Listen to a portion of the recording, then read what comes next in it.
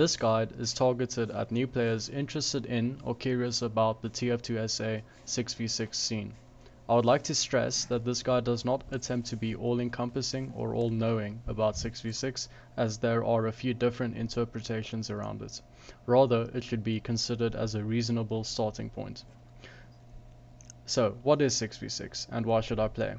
Well, 6v6 is 6-a-side TF2, obviously. We typically play CP and Koth maps. Classes are limited to 2 soldiers, 2 scouts, and 1 of everything else. However, we stick to a standard cookie cutter lineup consisting of 2 scouts, 2 soldiers, 1 demo, 1 medic. For the most part, we follow this restriction strictly, and playing other classes is only allowed in a few special circumstances. The reason being that other classes tend to reduce the pace or integrity of the game, making it feel somewhat gimmicky. It is sort of a gentleman's agreement. The standard lineup is well suited for fast-paced and competitive play. Imagine running into mini sentries or the camping heavy. These things tend to make the game more static and therefore boring.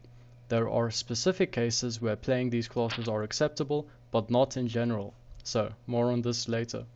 You should play especially if you are somewhat competitive and enjoy playing in a full team structure with everyone communicating, things you generally don't get from casual.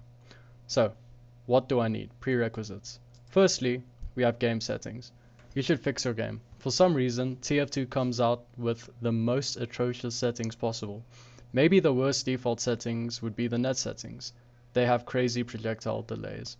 For this, I highly recommend installing master config. A link will be provided.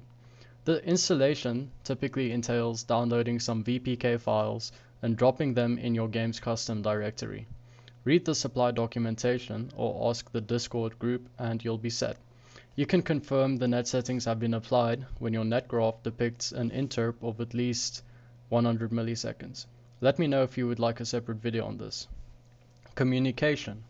This is extremely valuable for 6v6. The team needs to be on the same page when playing, in order to coordinate pushes and so on.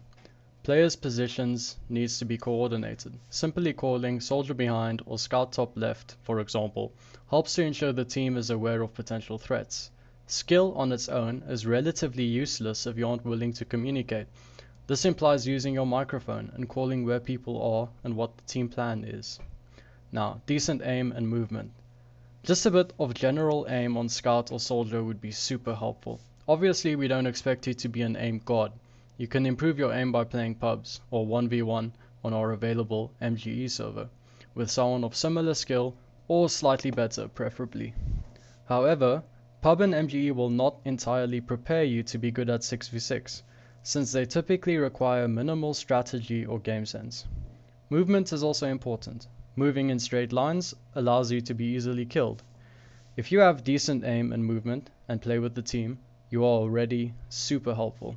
Typically, you can improve your movement by practicing the utilization of double jumps on scout, for example, or air strafing and rocket jumping. We have a jump server for you to practice rocket jumping and air strafing. A soldier that can't rocket jump is relatively useless, since that is sort of what makes soldier useful. Anyway, okay. So finally, you must realize that you'll never be 100% ready to be good at 6v6. You might struggle a little bit at first, but with a bit of effort, you'll be sure to improve. Okay, so now you're ready to play. You join the Discord server, you request a role to the specific pug that you want to be able to play. So we have 2 types of pugs. We have regular pugs for the more experienced players and beginner pugs. This is targeted at people who have just started playing. So if you would like to join a pug, you should see if one is started, like in this case we do. You add to it, you can remove, and if there's one already happening, you can also queue and dequeue, and you can also indicate how ready you are. There's a ready timer from the point that you add to the pug. You'll be ready for 15 minutes, and then you'll be unready but still in the list. And when the pug falls, you'll need to confirm that you're still available. So yeah, that's how it works from the Discord side. So once a pug is full, then you have to join the server, and the the Discord bot will send you a link to join the server, or you can just join it. Typically the password stays the same. Once everyone is in the server, then everybody joins spectator. Two captains, typically more experienced players, join either side of either team to pick players. Then the captains after that assign classes. I'll now discuss the roles and strategy. So, loosely, the team roles can be separated into the combo and flank. The combo consists of a pocket scout and demo, and can be thought of as a pod surrounding the medic. They will typically focus on one channel of the map. They receive a higher portion of the medic's heals and take the full force of the Uber. The flank consists of two soldiers, one often playing closer to the medic, known as the pocket soldier, but not always, and we also have another scout.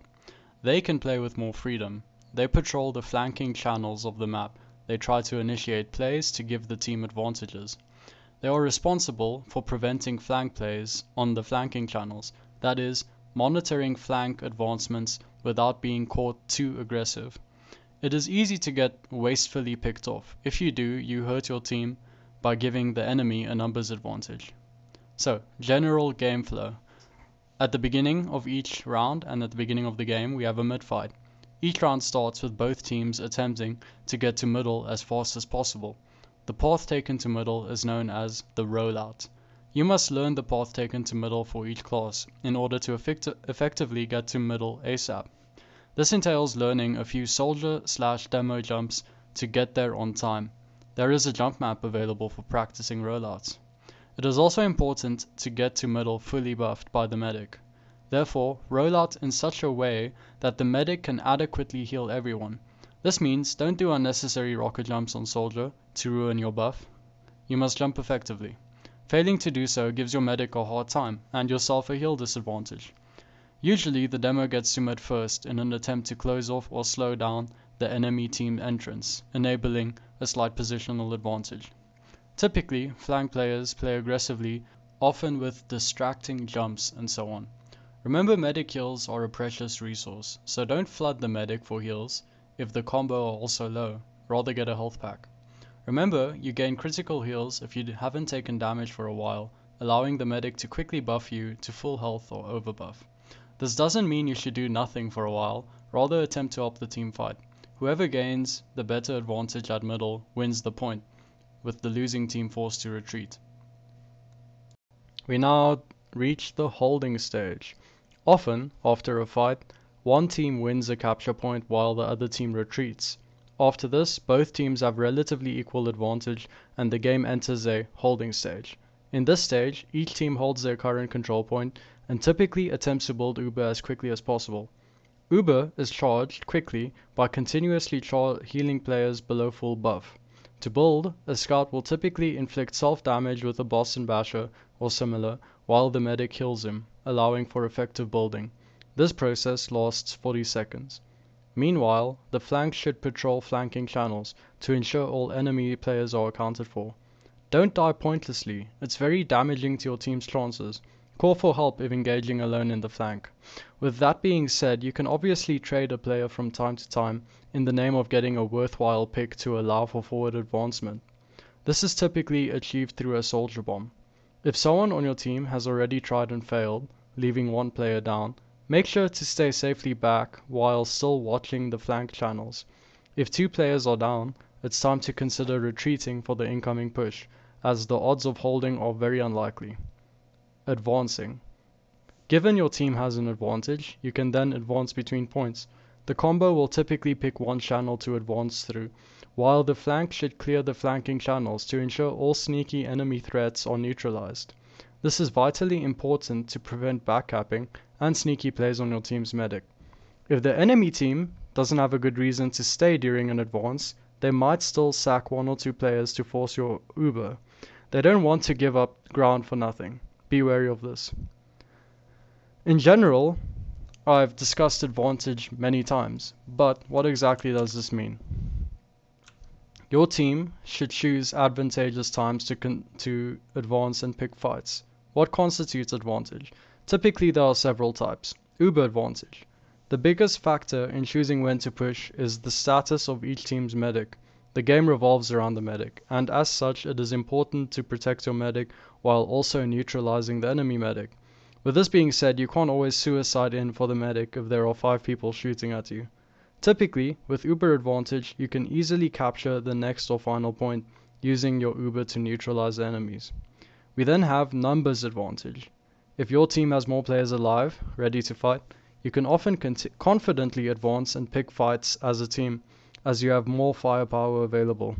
Likewise, if your team has less players, it is smarter to give up ground or the capture point and re-engage after dead players respawn.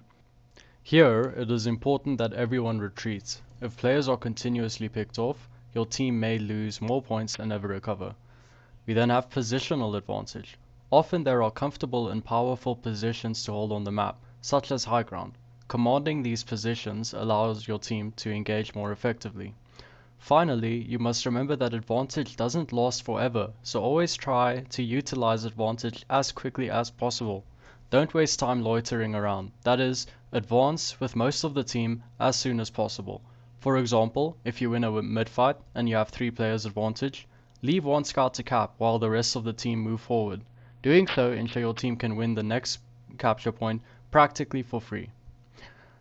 I now discuss loadouts. Generally speaking, we run close to stock loadouts for each class. Scouts run all default, except for maybe the boss and basher and the winger. Soldiers typically always run gunboats with the stock or original rocket launcher. Demo runs stickies and iron bomber, and medic may sometimes run crits to change things up or maybe gain back an uber advantage.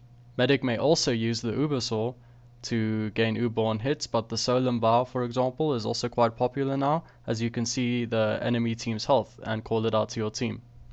So in summary, I generally notice that most good players are first reasonable medics. This makes sense because in general, understanding medic is understanding 6v6, since the game revolves around the medic. Once you've played medic and understand how to make the game good and better for your medic, you can more effectively do so on other classes. I spent about a month myself only playing medic when I started off. In addition, if your other classes aren't too good yet, you can at least be confident that you can play medic reasonably well. This is not a requirement, but I believe it's worthwhile. Finally, it's really impossible to cover all the nuances of 6v6 theory all at once, and you simply cannot learn everything through studying theory. I haven't covered every possible aspect. You need to take initiative yourself by watching some popular streamers such as Banny and so on. Practically, you have to apply it and learn it in-game. Good luck. This video is a bit of an experiment. Sorry if it's not that good, but I only have so much time. I hope it helps.